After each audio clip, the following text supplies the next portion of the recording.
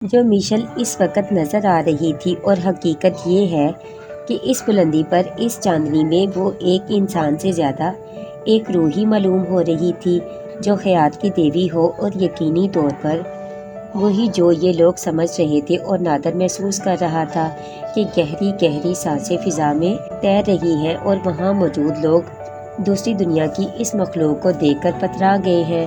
پھر نادر کی نگاہیں گھومی اور اس نے فرینڈ کو بھی ایک عجیب رنگ میں دیکھا۔ پتہ نہیں کب اور کس وقت اور کس طرح فرینڈ کا حلیہ بھی تبدیل کر دیا تھا۔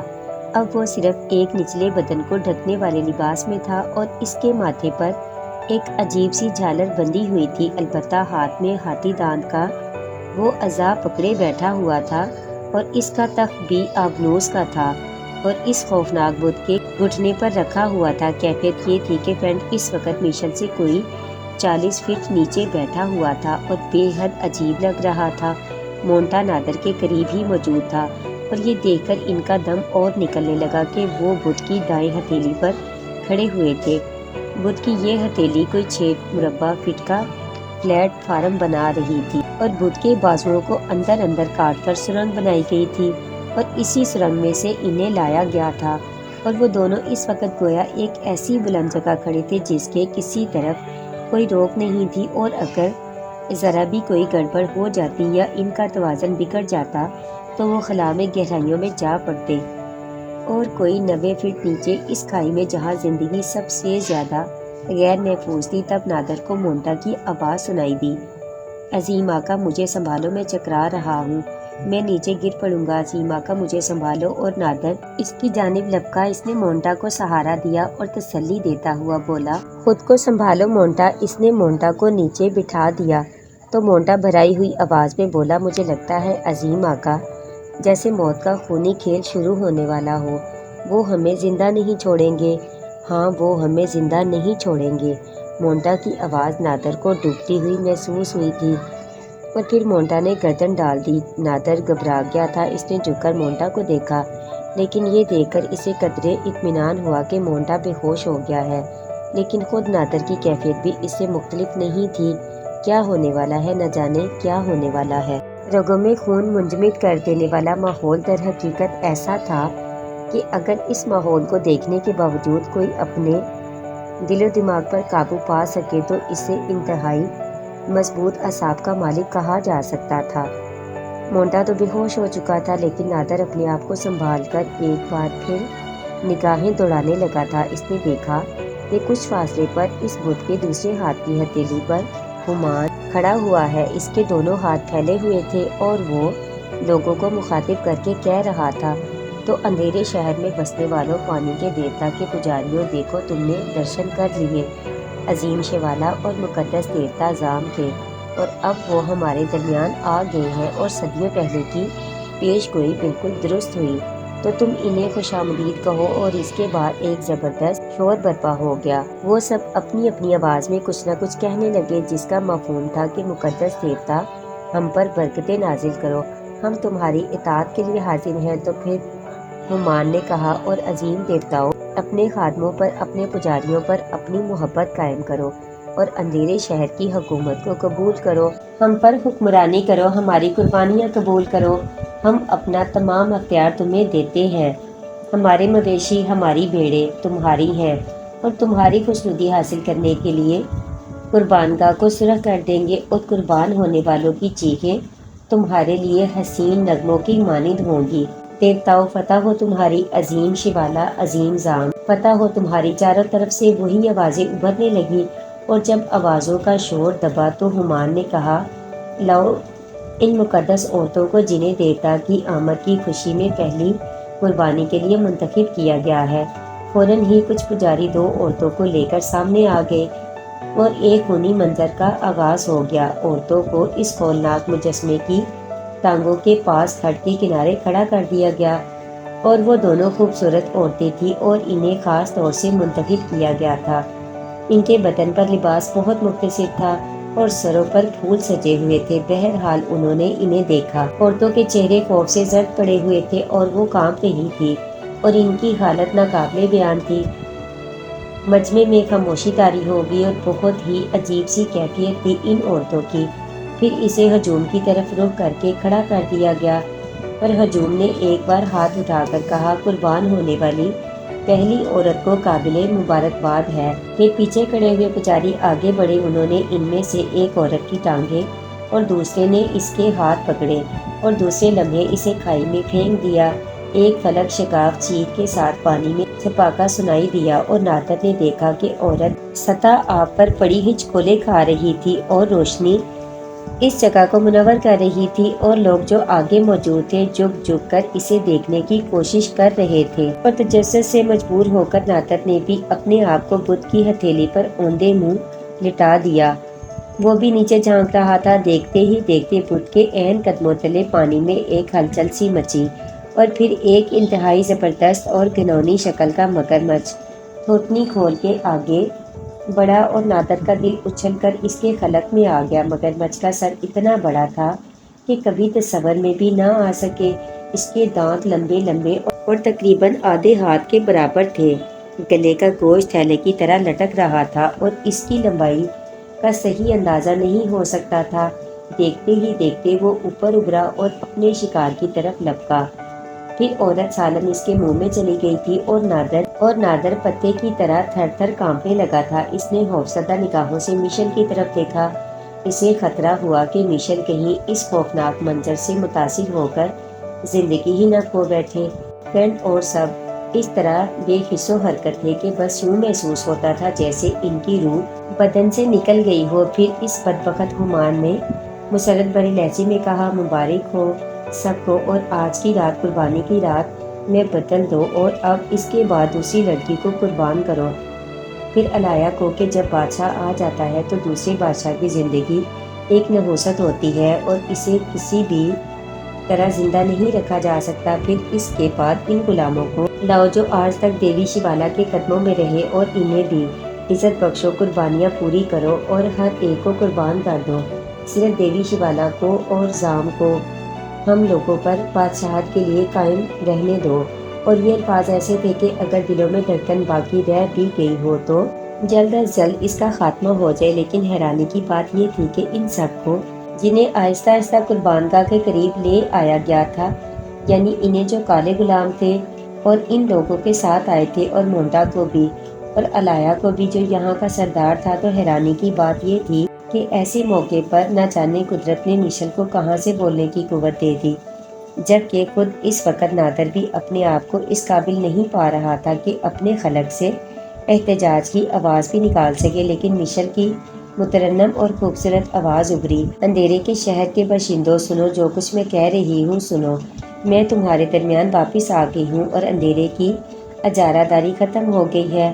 اب اس شہر میں روشنی چمکے گی، کیونکہ میں جس شکل میں تمہارے درمیان آئی ہوں وہ روشنی کی شکل ہے، اور میں نے ایک پرنور دل دیا تمہارے مقدس دیوتا زام کو۔ اور سنو، برائیوں کا خاتمہ ہونے والا ہے، اور وہ جو قربانیاں قبول کرتا ہے اب اپنی فطرت بدل دے گا۔ سر زمین پر موت کی آغوش میں جانے کے لیے نہیں ہو۔ میں پرانی رسم منسوخ کرتی ہوں اور تمہیں نیا قانون دیتی ہوں۔ اس قانون میں خون بہانے کا دور ختم ہوتا ہے، محبت اور پیار کے پھول ہر طرف کھلائے جائیں گے۔ مجھے اب گوشت اور خون کی ضرورت نہیں ہے، ہم حسین پھول اور تازہ پھل قبول کریں گے۔ دیکھو، میں خون اور قربانی کی علامت کو اس پانی میں پھینک رہی ہوں، اور اب اندھیرے کے شہر کے باشندوں، جو میں کہوں وہ ہوگا، چونکہ میری آمد کو قبول کر لیا گیا ہے۔ نادر نے حیرانی سے مشل کو دیکھا، اور مشل نے سرخ پھول کھائی میں پھینک دیا، اور پھر سفید پھول اپنے ہاتھ میں اٹھا کر کہا، سفیدی محبت کی علامت ہوتی ہے۔ لوگ ایک بار پھر شور مچانے لگے۔ دیوی کے الفاظ ان کے لیے بڑی حیرت کا باعث تھے۔ قربانی کی رسم ختم کر دی گئی تھی، اور یہ بہتر تو نہیں تھا، لیکن جو ہوتا تھا ہمان کے حکم سے ہوتا تھا، اور ہمان نے خود اپنی زبان سے دیوی اور دیوتا کو تسلیم کیا تھا اور کرایا تھا۔ لیکن ہمان بھی چلاک تھا، اس نے جو پیشکش کی تھی اس کا مطلب کچھ اور تھا۔ چنانچہ وہ سرد لہجے میں بولا، نہیں اندھیرے کے رہنے والوں، ایسا تو کبھی نہیں ہو سکتا۔ تم جانتے ہو کہ دیوتا بھی ان رسومات کو جو صدیوں سے چلی آ رہی ہیں منسوخ نہیں کر سکتے، انہیں اس کا اختیار نہیں ہوتا۔ یہ میں تم سے کہہ رہا ہوں۔ چلو پجاریوں، جن کی قربانی مخصوص کی گئی، انہیں قربان گاہ میں لاؤ اور وہ لوگ متحرک ہو گئے اور انہوں نے اس عورت کو اور اس کے بعد علایا کو جو یہاں کا سردار تھا پتھر پر جھکا دیا۔ تو اس وقت مشل نے چیخ کر انگریزی زبان میں نادر کو مخاطب کیا اور کہا، نادر تمہیں اندازہ ہے کہ یہ لوگ ہم دونوں کے علاوہ سب کو قتل کر دینا چاہتے ہیں۔ اب اس وقت تمہاری ہمت کی ضرورت ہے۔ جب میں اشارہ کروں تو تم ان پجاریوں کو گولی مار دینا جو علایا اور اس عورت کو قتل کرنے والے ہیں، اور اس وقت تمہاری ہمت کی ضرورت ہے، اس کے سوا اور کوئی چارہ کار نہیں۔ نادر یکدم سنبھل گیا۔ اسے شرم آ گئی تھی کہ مشل جیسی نرم و نازک لڑکی اس وقت جب ان حالات کا اس طرح مقابلہ کر سکتی ہے تو اس سے بزدلی نہیں دکھانا چاہیے، اور یہ ایک رسک تھا جو لینا تھا، یعنی اس بات سے فائدہ اٹھانا تھا کہ یہ لوگ بارود کے جادو سے نا واقف تھے، اور اس وقت جو کیفیت ہومان کی اندر سے ہوگی اس کا انہیں اندازہ تھا۔ اس نے گھرائی ہوئی آواز میں کہا، دیر نہ کرو، قربان کرو انہیں کہ پانی میں رہنے والا ہمارا دیوتا ان کا منتظر ہے۔ تو کالے لباس میں ملبوس پجاریوں نے اپنے خنجر اٹھائے اور ان میں سے ایک نے دوسری عورت کو اور دوسرے سردار علایا کو قتل کرنے کے لیے ہاتھ جھکائے، اور نادر کی پستول سے 2 شعلے نکلے اور پجاریوں کے سینوں میں سوراخ ہو گئے اور ان سے ابلنے والا خون نیچے گرنے لگا۔ تو وہ اپنی جگہ سے ہٹے اور کھائی میں آ گرے، اور بدصورت مگرمچھ نے انہیں بھی لپک لیا، اور مجمع میں ایک کہرام مچ گیا۔ تو انتہائی خوفزدہ انداز میں ہومان نے دیکھا، اور اسی وقت مشل کی آواز پھر ابھری، نافرمانی کرنے والوں، تم نے دیکھا نافرمانوں کو، اور اگر ہماری نافرمانی کی گئی تو اس کے بعد آسمانوں سے شعلے برسیں گے اور ایسی ہی آوازیں ابھریں گی اور بہت سے لوگ خون میں نہا جائیں گے۔ ہم امن کا پیغام لائے ہیں اور تم یہ سب کچھ کر رہے ہو، اور اے شخص تو اب اس قابل نہیں رہا کہ ہماری پیروی کرے اور ہمارے احکامات دوسروں تک پہنچائے، لیکن اب بھی وقت ہے، جا اپنی اصلاح کر۔ اس کے بعد ایک شور برپا ہو گیا اور یہ رسم فوری طور پر منسوخ کر دی گئی۔ میں خوفزدہ تھا اور خوشی کے نعرے لگا رہا تھا، اور ہومان ایک طرف چل پڑا تھا۔ اس کے بعد وہ پجاری جو کال کی سربراہی میں یہاں تک آئے تھے واپس پڑ گئے، اور انہوں نے دیوی شبالہ اور دیوتا زام کو واپس چلنے کے لیے کہا۔ تب یہ سب اسی محل میں یکجا ہو گئے جہاں سے گزر کر یہاں تک پہنچے تھے، اور اس وقت مشل نے وہ کارنامہ دکھایا تھا جسے زندگی کے آخری سانس تک فراموش نہیں کیا جا سکتا تھا، اور سب اس بات کے متفق تھے کہ مشل ایسا جرأت مندانہ اقدام نہ کرتی تو یہ سارے کے سارے مارے جاتے۔ اب سب ہی اپنی جگہ جمع ہو گئے تھے اور اس بات پر ایک دوسرے سے اظہار خیال کر رہے تھے۔ نادر نے کہا، یہ سب کچھ تو ہو چکا ہے، لیکن اب سوال یہ پیدا ہوتا ہے کہ ہم نے ایک دشمن تعمیر کر لیا ہے، اور وہ یقینی طور پر ہماری دھاک میں لگ جائے گا۔ تمہاری آواز پر میں اپنی بات بلند نہیں کر سکتا عظیم آقا، میری تو پوری آرزو یہ تھی کہ کسی طرح اسے ایک نافرمان کی حیثیت سے قتل کر دیا جاتا، اور یہ زیادہ بہتر ہوتا۔ ہاں، اب سوال یہ پیدا ہوتا ہے کہ ہمیں کیا کرنا چاہیے۔ فی الحال تو وقت کا انتظار اور اس کے بعد دیکھنا ہوگا کہ آگے کیا کیا جائے۔ صورتحال واقعی بے حد خوفناک تھی۔ تنہائی میں نادر اپنے آپ کو برا بھلا کہنے لگا، وہ موقع تو نہایت ہی مناسب تھا جب نافرمانی کے جرم میں ہومان کو بھی موت کے گھاٹ اتار دیا جاتا۔ ہومان کی شکل میں ایک شیطان تھا جو ان لوگوں کی نگاہوں کے سامنے تھا۔ وہ جانتے تھے کہ شیطان سے کاہن نے ان کی حقیقت جان لی ہے اور وہ ضرورت سے زیادہ چالاک ہے، جبکہ اس کی نسبت سردار الہا ایک معصوم صرف آدمی تھا، اور اس نے انہیں کوئی خطرہ نہیں دیا تھا۔ چنانچہ اس وقت جو کچھ کرنا تھا بہت سوچ سمجھ کر کرنا تھا۔ ظاہر ہے ہومان اپنا اقتدار ختم ہوتے دیکھنا پسند نہیں کرے گا۔ تو اس وقت نادر نے تنہائی میں جو کچھ سوچا وہ بڑے کام کی باتیں تھیں۔ مونٹا اس کے پاس موجود تھا اور کوہالا بھی، اور ساری صورتحال مونٹا اور کوہالا کے علم میں آ چکی تھی۔ کوہالا نے آہستہ سے کہا، اور تم لوگ نہیں جانتے یہ بوڑھا پجاری کس قدر خوفناک شخصیت کا مالک ہے۔ میں اس وقت بے شک بچی تھی، لیکن یہ یہاں جو کچھ کرتا تھا اس کا تھوڑا بہت علم مجھے بھی ہے، اور میں تم لوگوں کو ہوشیار کر رہی ہوں کہ اس کینہ ور شخص سے بچنے کی کوشش کرنا۔ مگر سوال یہ پیدا ہوتا ہے کہ ہم کیا کریں۔ وہ بیچارے کالے غلام کو ایک طرح سے سمجھو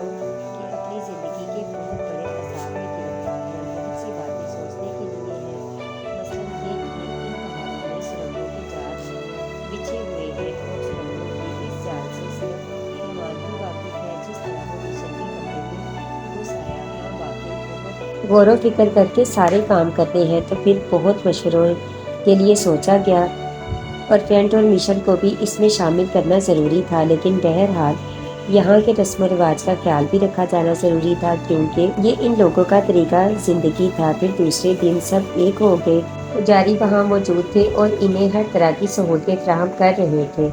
اب کوئی نہیں کہہ سکتا تھا کہ یہاں کیا ہو سکتا ہے یا کیا ہونا چاہیے۔ جب سب ایک جگہ جمع ہو گئے تو یہ طے کیا گیا کہ گفتگو انگریزی زبان میں کی جائے۔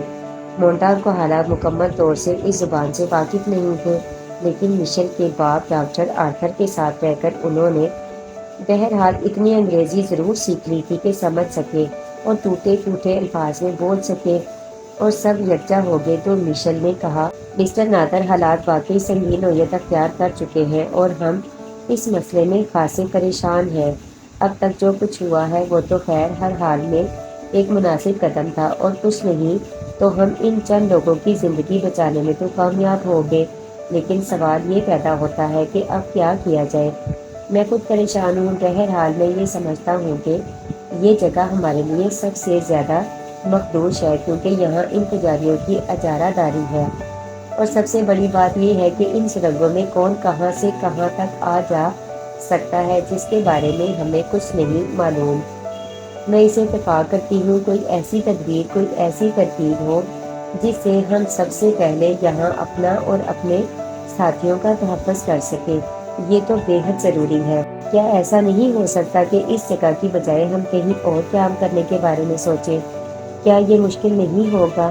دوسرا مسئلہ یہ ہے کہ ہمان اب ہمارے خلاف کیا طریقہ اختیار کرے گا، یہ سب سوچنا ہوگا۔ میں صرف ایک تجویز پیش کرنا چاہتا ہوں عظیم آقا، فرینٹ نے کہا۔ بولو کیا عظیم آقا؟ یہ تو تم نے دیکھا کہ تمہارے پستول سے نکلی ہوئی 2 گولیوں نے حالات کا نقشہ بدل دیا، اور یہ بات خوشی کی ہے جیسا کہ بوڑھی عورت نے کہا کہ یہاں کے لوگ بارود سے واقف نہیں ہیں۔ ہمارے ساتھ جو بارود یہاں تک پہنچا ہے، یوں سمجھ لو کہ اس وقت ہماری زندگی کا ضامن ہے۔ بے شک ایسا ہے، تو پھر عظیم آقا سب سے پہلے اس کے تحفظ کا بندوبست کیا جائے۔ مگر یہاں پجاریوں کی جو اجارہ داری ہے، کیا وہ ہمیں ایسا کرنے کا موقع دیں گے؟ اور ہم تو یہ بھی نہیں کہہ سکتے کہ اس وقت ہمارے خلاف کیا سازش ہو رہی ہوگی۔ پھر بھی عظیم آقا، بارود کا ذخیرہ ابھی ہماری تحویل میں ہے، اور یہ تمام ہتھیار جو بڑی اہمیت کے حامل ہیں۔ میں تو یہ سمجھتا ہوں عظیم آقا کہ ان کا تحفظ سب سے پہلے کر لیا جائے۔ لیکن پھر کوئی فیصلہ بھی نہیں کر پائے تھے کہ ایک پجاری نے آ کر اطلاع دی، سردار الہا باریابی کی اجازت چاہتا ہے، اور یہ سب چونک پڑے۔ نادر نے فوراً کہا، اسے ہمارے پاس لایا جائے۔ پھر پجاری جب باہر نکل گیا، نادر نے کہا، یہ ایک نام تو ہمارے ذہن سے نکل ہی گیا تھا۔ اگر ہم اسے قبضے میں کر لیں تو کم از کم عارضی طور پر ہمیں سہولتیں حاصل ہو سکیں گی۔ ٹھیک ہے، ایسا کر لیا جائے۔ اور پھر زیادہ گفتگو نہیں ہو سکی چونکہ سردار الہا اندر داخل ہوا تھا۔ اس کے چہرے پر ایک عجیب سی کیفیت تھی۔ اندر داخل ہونے کے بعد وہ ان کے سامنے سجدہ ریز ہو گیا اور دیر تک سجدے میں پڑا رہا۔ تو مشل نے کہا، اٹھو الہا، تم ہمارے لیے باعث پسندیدگی ہو، اور بہت مناسب وقت میں تم نے یہاں آنے کا فیصلہ کیا۔ الہا اٹھ کر بیٹھ گیا۔ اس کی آنکھوں میں عقیدت نظر آ رہی تھی۔ تب اس نے کہا، مقدس دیوی، کون کہتا ہے کہ تیری آمد باعث برکت نہیں ہے؟ میں نے تو ان لوگوں کی زندگی بچ جانے پر ہی اس بات کا قائل ہو گیا کہ اندھیرے کے شہر سے اندھیرا دور ہو جائے گا۔ الہا، تیری زندگی بھی بچ گئی، مگر تو اگر مناسب سمجھے تو مجھے کچھ سوالات کے جواب دے۔ مشل نے کہا، دیوی اپنی زبان سے کچھ کہے تو الہا کی مجال کہ وہ اس سے منحرف ہو جائے۔ پہلے یہ بتا الہا کہ یہاں اس کمرے میں کتنے ایسے دروازے ہیں جہاں سے پجاری اندر داخل ہو سکتے ہیں؟ صرف یہ، الہا نے جواب دیا۔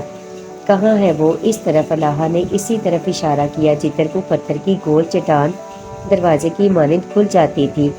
کوئی ایسا عمل ہے جس کے ذریعے دروازہ نہ کھلے؟